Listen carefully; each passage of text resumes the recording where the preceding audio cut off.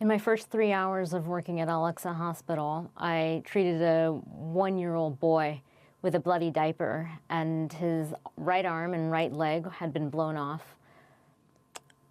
There was no leg below the diaper. He was bleeding into his chest. I treated him on the ground because there were no stretchers and no beds available.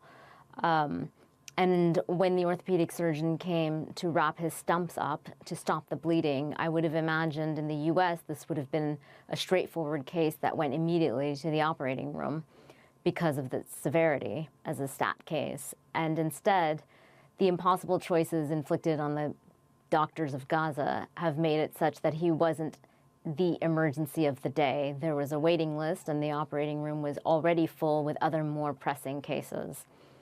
And so I asked myself, what's more pressing than a 1-year-old without an arm, a leg, and who's bleeding into his chest and choking on his blood? And that will tell you a little bit about the scale of devastation that the people of Gaza are suffering. I've worked in war zones for several years, if not decades, and I shouldn't be useful in a war zone because I would expect that the injured and war wounded would be young men. Instead, I'm disturbed to tell you that I was extremely useful in Gaza. At one point, we were resuscitating 5 patients from the brink of death in the code room, and 4 of them were children under the age of 15. That shouldn't be the case in the war. I shouldn't be useful as a pediatrician. There was an 11-year-old child who was brought in, and she was burnt so much that her face was charred and black. Her arms were flexed and immobile, and we did not have any information or contact information for parents, whether they were alive or dead. The emergency room was permeated with the smell of burnt flesh.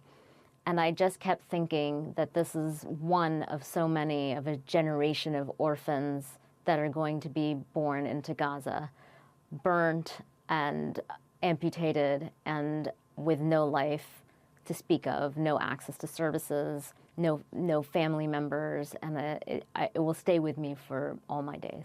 We were there to support the healthcare staff who's on the brink of collapse. The doctors were showing up, having been forcibly evacuated already, not once, not twice, but somewhere 4 to 5 times. So they're scavenging for food and water and shelter for their families and showing up the next day in scrubs and with a stethoscope in hand and valiantly, bravely seeing patients.